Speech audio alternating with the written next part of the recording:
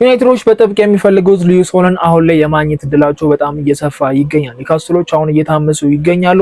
አሰልጣኝ ኤድሃውንን አባረዋል። በተጨማሪ ደግሞ ብዙ ተጫዋቾችን ሊያጡም እንደሚችሉ ነው በሰዓት ላይ እየተዘገበ የሚገኘው። ዝርክዚ ብዙ ፈላጊ መኖሩን ተከትሎ እንግዲህ ዩናይትዶች እሱን ለመሸጥ አሁን ላይ ሁለኛ ዋጋ ካገኙ ዝግጁ እንደሆነና እሱን ለመተካት የቤንፎርዱን ተጫዋች ኢጎር ቲያጎን እየተመለከቱ እንደሆነ ነው አሁን ላይ መረጃዎች የሚያሳዩት። ማርከስ ራሽፎርድ ባርሴሎናን ተሰናብቷል። ዩናይትዶች ልክ እንደ አዲስ ፈራሚ ራሽፎርድን ወደ ክለባቸው እንደሚቀላቅሉት ነው በሰዓት ላይ እየተነገረ የሚገኘው። አማድ ቴሌማንስ እንዲሁም ደግሞ ሴኒ ላመንስ ዩናይትድን ተቀላቅሏል። ትሬኒንግም ይጀምራሉ። እነዚህንና ዩናይትድን ስለተመለከቱ አዳዲስ ጉዳዮች እናነሳለን። ለዚህ ቻናል ግን አዲስ ከሆኑ ሰብስክራይብ ማድረግ እንዳይረሳ። ወደ ቪዲዮ እንሂድ።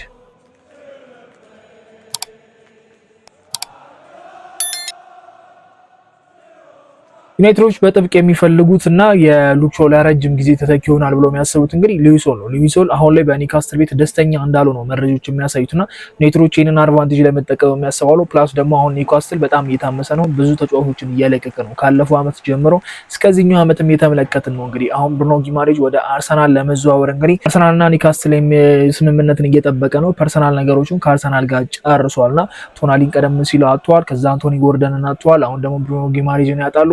በተጨማሪ ደግሞ አሰልጣኞቹንም እንግዲህ ትናንትና ማባረር ችለዋልና ኒውካስትሎች አሁን ላይ መረጋጋት አልተፈጠረም።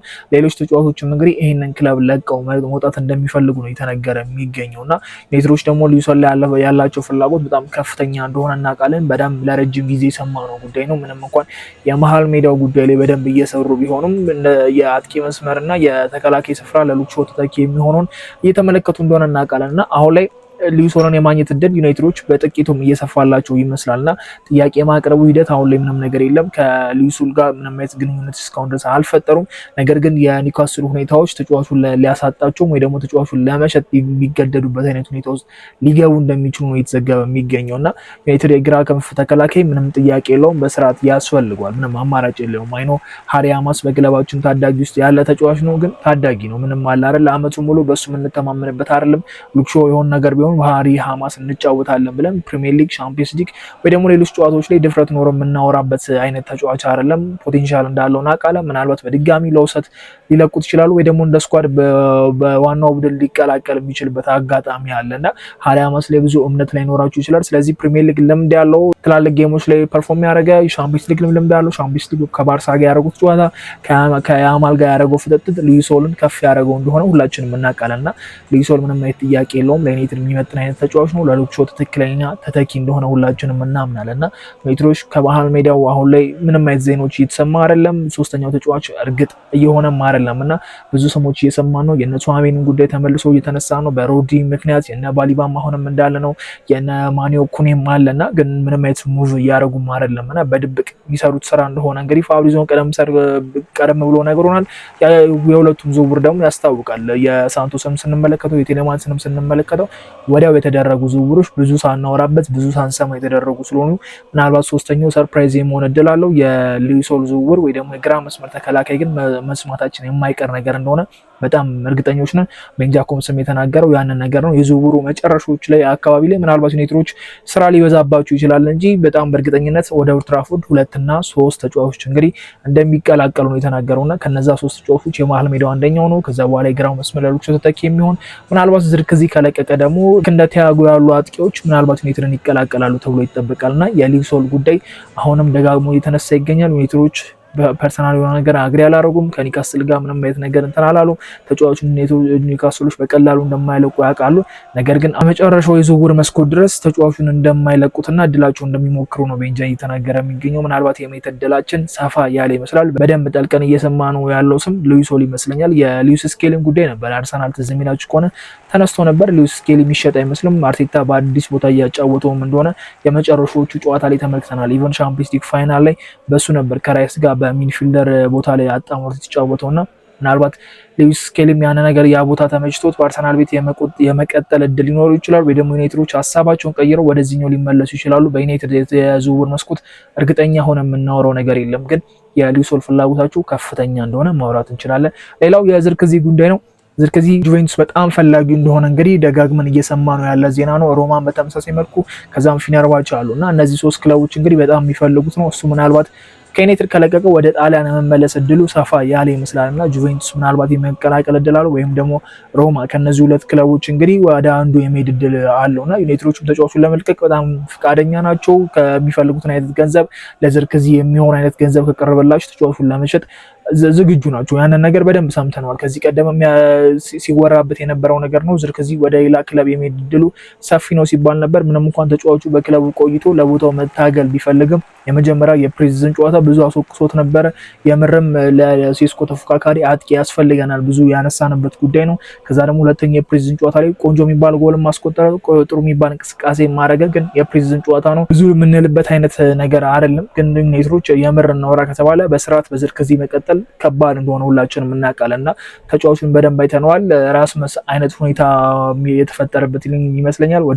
ወደ ሴሪያ ተመልሶ ነው መጫወት ያለበት ባይ ነኝ። ዩናይትዶች ተገቢውን አይነት ገንዘብ የሚያገኙ ከሆነ ቢሸጡት በጣም አሪፍ ነው። ካለው አማር ካለው ባህል አንፃር ከተጫዋቾቹ ጋር መግባባት ጋር ጥሩ ነው የሚመስል ይችላል። ግን እንደ ቡድን ሜዳ ላይ የሚጠቅም ተጫዋች ካልሆነ ብዙም ጥቅም አለው ብዬ አላስብም እና የዝርክዚ መውጣት ለዩናይትድ የአጥቂ አማራጭ እንግዲህ የሌሎች እንዲመለከቱ ያደርጋል። አንደኛው ዩናይትዶች እየተመለከቱት የሚገኘውና ምናልባት ዝርክዚ ከለቀቀ እንደ እቅድ የያዙት ተጫዋች እንግዲህ ኢጎር ቲያጎ ነው። የሰውዬ እንግዲህ ባለፈው የፕሪሚየር ሊግ ዘመን ከሃላንድ ቀጥሎ ብዙ ጎሎችን ያስቆጠረ ተጫዋች ነው። ግን ደግሞ ብዙ ጎል እንዳስቆጠረ አይነት ተጫዋች አይደለም። በዓለም ዋንጫው ላይ ፐርፎርማንስ ያደርግ የተመለከተው ነውና የዓለም ዋንጫው ፐርፎርማንስ ቤንች አድርጎታል። የመጀመሪያው ጨዋታ ላይ ነበረ አንቸሎቲ ማስጀመር የቻሉት፣ ግን ወዲያው ስህተት እንደሰሩ ገብቷቸዋል። ከዛም በኋላ እንግዲህ ሲጫወትም አልተመለከትነውም። በኩኛ ነው መጫወት የቻሉት እና ኢጎር ቲያጎ ምናልባት ለሴስኮ እንደ አጣማሪ እንደ ተፎካካሪ አሪፍ ሊሆን ይችላል። ግን አላረዳ እንደ ቶፕ ፕሌየር ልንመለከተው አንችልም። ዩናይትዶችም ከፍተኛ ገንዘብ ያወጡበታል ተብለው የማይጠበቁም እና ግን ፕሪሚየር ሊጉ ላይ ሁለተኛ ግብ አስቆጣሪ ነው። ብዙ ጎሎች ያስቆጠረ ተጫዋች ነው። ስለዚህ እንደ ቀላል ተጫዋች አንመለከተውም እና ዝርክዚ የሚለቅ ከሆነ የኢጎር ቲያጎ ዝውውር ወደ ዩናይትድ የመሳካት እድሉ ሰፊ እንደሆነ ወይ ደግሞ ሌላ አጥቂ የመመልከት እድላችን ሰፊ እንደሆነ ነው እንግዲህ መረጃ የሚያሳዩት እና ዝርክዚ ከለቀቀ ምንም ጥያቄ የለውም አጥቂ እንመለከታለን። ጥያቄ የሚነሳበት አይደለም የትኛው አጥቂ ሊሆን ይችላል የሚለው ጉዳይ ነው። ቤንፎርድ ውስጥ ከ20 በላይ ጎል አስቆጠረላቸው ተጫዋች ምን ያህል ዋጋ ይለጥፋሉ የሚለው ነገር የራሱ ጉዳይ ነው። ምክንያቱም አሁን ላይ ገበያ ዋጋዎች በጣም እየተጋነነ ስለሆነ ምናልባት የዓለም ዋንጫው ፐርፎርማንስ ነው ዋጋውን ሊያሳንሰው እንጂ የሚችለው ኢጎር ቲያጎ ከፍተኛ ገንዘብ ቢወጣበት ምንም አይነት የሚጎዳ ተጫዋች እንዳልሆነ እናውቃለን።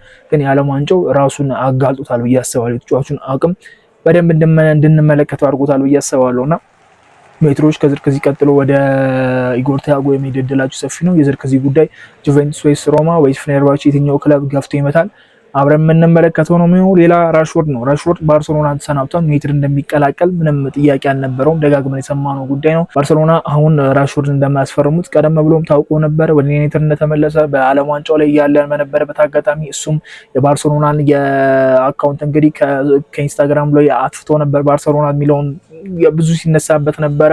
አሁን ላይ እንግዲህ ተሰናብቷል በስርዓት እንግዲህ ባርሴሎናን አመስግኖ ስለነበረው ቆይታ ብዙ ነገር እንዳሳለፈ ተናግሮ እንግዲህ የባርሳ ቆይቶን አመስግኖ ተለያይቷል ከባርሳ ጋር። ዩናይትድ እንደ አዲስ ተጫዋች እንደሚቀበለው ነው እንግዲህ የተነገረ የሚገኘው። ራሽፎርድ የነበረው ነገር ራሽፎርድ የነበረው ባህሪ ከራሽፎርድ የነበሩ ነገሮችን ረስተው እንደ አዲስ ፈራሚ ነው እንግዲህ የሚመለከቱት ነው የተባለ የሚገኘው።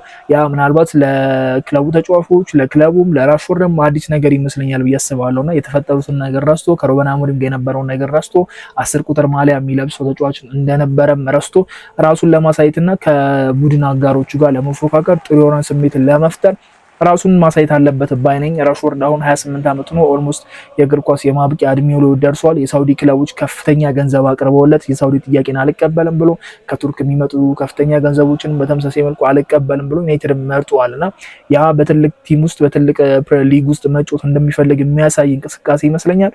ራሽፎርድ በማይክል ካሪክ ስር ምን አይነት ነገር ሊያሳይን ይችላል? የፕሬዚደንት ጨዋታዎች ላይ እንደሚገኝ ይጠበቃል። አሁን ላይ መች እንደሚመለሱ እርግጥ አይደለም። አሁን ቀስ በቀስ እየተመለሱ ይገኛሉና ራሽፎርድ በሰዓት ላይ ተጫዋች እንደሚሆን የተረጋገጠ ይመስለኛል። ከዚህ በኋላ በውሰትም ሆነ በሽያጭ ወደ ሌላ ክለብ ይሄዳል ተብሎ አይጠበቅም እና ዩናይትዶች ይቀበሉታል። የዩናይትድ ተጫዋች ሆኖ በሚቀጥለው ሲዝን እንመለከተዋለን። ከራሽፎርድ ምን እናገኛለን እሱን አብረን ስንመለከትና በፕሪዝም ያሳየን ጨዋታ ያሳየን እንቅስቃሴ ራሽፎርድን ማቆየታቸው ዩናይትዶች አሪፍ ነው አሪፍ አይደለም የሚለውን ነገር እናወራበታለን። ሌላው አማድ ቴሌማንስ ሴኒላመንስም እንዲሁም ደግሞ አልታይ ተመልሰዋል። እንግዲህ የአማድ የቴሌማንስና የሴኒላመንስ መመለስ ለቡድኑ በጣም ትልቅነት አለው ብዬ አስባለሁ። የአልታይ ጉዳይ ኦልሞስት ከክለባችን የመልቀቅ እድሉ በጣም ሰፊ ነው። ወኪሉ ከዩናይትዶች ጋር ግንኙነትም አድርጓል ስለ ወደፊቱ ምን አይነት ውሳኔ እንደሚወሰንበት ማለት ነውና የአልታይ ጉዳይ ያለቀለት ይመስላል። ምክንያቱም ሁለተኛ ግብ ጠባቂ ያስፈርመናል። አልታይ ዩናይትዶች እንደሚለቁት ነው የሚጠበቀውና እነዚህ በቋሚነት ልንጠቀማቸው የምንችላቸው አማር ቴሌማንስ እና ሴኒ ላመንስ ግን ወደ ቡድኑ መቀላቀላቸው ጥሩ ነገር ነው ብዬ አስባለሁ። ከአትሌቲኮ ማድሪድ ጋር ቅዳሜ የምናደርገው ጨዋታ አለ። ከዛ ፒኤስጂ አለ፣ ሊድስ፣ ኤሲ ሚላን አለ። እነዚህ ጨዋታዎች ላይና አክቲቭ ሆነው የተወሰነ ተነቃቅተው ወደ ፕሪሚየር ሊጉ የሚጀምርበት ጨዋታ ላይ ይገኛሉ ተብሎ ይጠበቃልና ሌሎችም እንግዲህ ይመለሳሉ ተብሎ ይጠበቃል። እነ ብሩኖ ፈርናንዴዝ ገና አልመጡም። እነ ኮሜኑ ምንም ያለ ዋንጫ ጨዋታ ያላረጉ ተጫዋቾች አሉ። እነ ኩኛ እረፍት ጊዜያቸውን እያጣጣሙ ነው። እነዚህ ተጫዋቾች ሲመለሱ ደግሞ ዩናይትድ ሙሉ ሆኖ እንግዲህ የፕሪዝን ጨዋታዎችን ያደርጋል። ምናልባት 1-2 ጨዋታ ሙሉ ቡድናችን የምናገኝበት ጨዋታ ሊሆን ይችላል። በተለይ የመጨረሻው የኤሲ ሚላን ጨዋታ ላይ ሙሉ ቡድን ይኖራል ተብሎ ይጠበቃልና እስቲ አንዳንድ እያሉ እየተመለሱ ነው። ቴሌማንስ የመጀመሪያ የዩናይትድ ትሬኒንጉን ያደርጋል። ምናልባትም የመጀመሪያው ጨዋታውን በአትሌቲኮ ማድሪድ ጨዋታ ላይ ተቀይሮ ሊገባበት የሚችልበት እድል ሊኖር ይችላል ብዬ አስባለሁ። እስቲ እሱን አብረን የምንመለከት ነው የሚሆነው። አዳዲስ መረጃዎች ሲወጡ ሼር አደርጋችኋለሁ። በሚቀጥለው ቪዲዮ እስከምንገናኝ መቻችሁ ቻው።